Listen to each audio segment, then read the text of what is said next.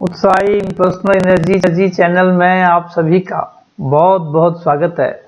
आज हम यह महसूस करने का प्रयास कर रहे हैं कि वास्तविकता की खुशबू कैसे होती है। Scent of reality. आध्यात्मिक ज्ञान कैसे वास्तविकता को प्रकट करता है। अक्सर हमारे जीवन में कभी कभी एक अटूट सी बेचैनी, एक चुभन सी महसूस होती है जो यह दिखाता है कि हमारे जीवन में एक मूलभूत कमी है। यद्यपि भौतिक सुख साधनों की कोई कमी नहीं होती, बेसिक नीड्स जो होती हैं वो पूरी तरह फुलफिल हो रही होती है, फिर भी यह बेचैनी सी बनी रहती है। यह बात हमें मजबूर कराती है कि शायद हमारे जीवन में वास्तविकता की कमी है। यह वीडियो बताता है कि कैसे आध्यात्मिक अंतर्दृष्टि एक लेंस की तरह काम करती है, जो हमारे अस्तित्व को आकार देने वाले अनदेखे सत्यों को उजागर करती है और हमें वास्तविकता से अप्रत्याशित तरीकों से जोड़ती है। आध्यात्मिक विषयों पर वीडियो देखने के लिए हमारे चैनल को यदि आपने सब्सक्राइब नहीं किया है तो पहले वो कर लीजिएगा, क्योंकि आपका एक सब्सक्राइब हमारे मोटिवेशन के लिए पर्याप्त होता है, जिससे हम नए से नए तरीके की वीडियो बनाने के लिए प्रयास करते हैं। ईश्वरीय ज्ञान हो जाने पर सूक्ष्म और अदृश्य सत्य प्रकट होने लग जाते हैं। इस प्रकार ईश्वर और भौतिक जगत के बीच गहरे संबंध का पता लग जाता है। यह ईश्वर के प्रति समर्पण हमें बाहरी दिखावे से परे वास्तविकता को समझने में सक्षम बनाता है, जिससे गहरी आंतरिक शांति और सच्ची समझ प्राप्त होती है। असल में जो हम देखते हैं वो हमेशा वास्तविक नहीं होता और भ्रम का पर्दा हमेशा हमारे जीवन पर पड़ा रहता है।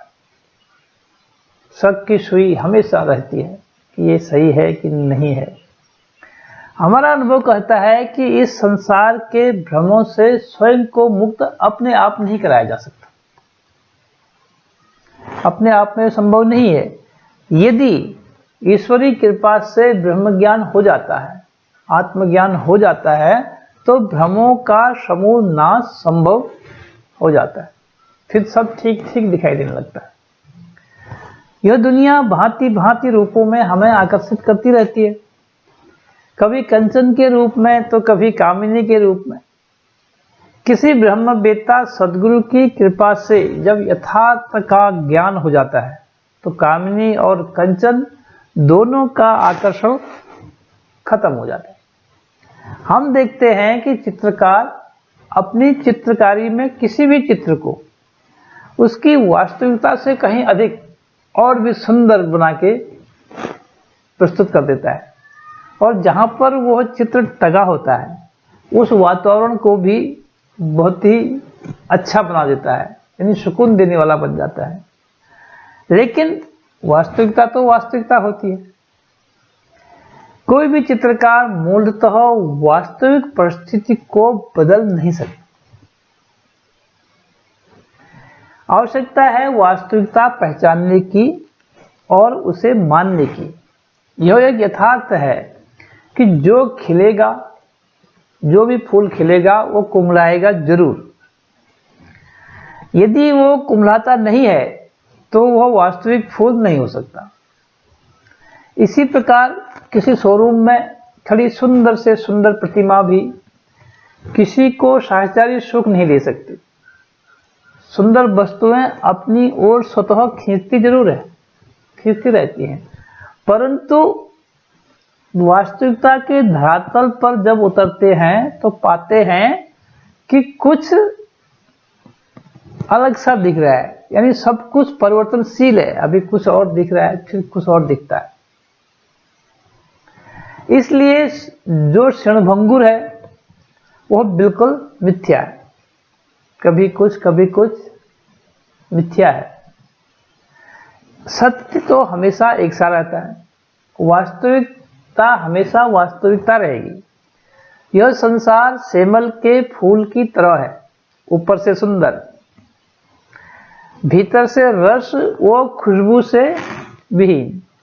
कबीरदास जी के शब्दों में, कबीर यह संसार है जैसा सेमल फूल, दिन दस के व्यवहार में झूठे रंग न भूल। जीवन बहुत छोटा है। वास्तविकता तो यह है कि हम कब तक नकली फूलों को असली समझते रहेंगे। इसलिए जरूरत है सत्य को अर्थात वास्तविकता को पहचानने की, फिर उसे मानने की और मानने के बाद जीवन में धारण करने की। क्षणभंगुर से नहीं, जो परिवर्तनशील है, जो हमेशा एक जैसा नहीं है, उससे नहीं, स्थिर से जुड़ने की और जुड़ने के बाद जुड़े रहने की आवश्यकता है। अतः अपने वास्तविक अविनाशी स्वरूप की पहचान करने का पूर्ण प्रयास कीजिए और मन का नाता स्थिर से जोड़कर अपने जीवन को खुशहाल बनाइए। वास्तविकता की खुशबू का एहसास कीजिए। अपना अमूल्य समय निकालकर यह बहुमूल्य वीडियो देखने के लिए आप सभी का दिल से बहुत बहुत शुक्रिया।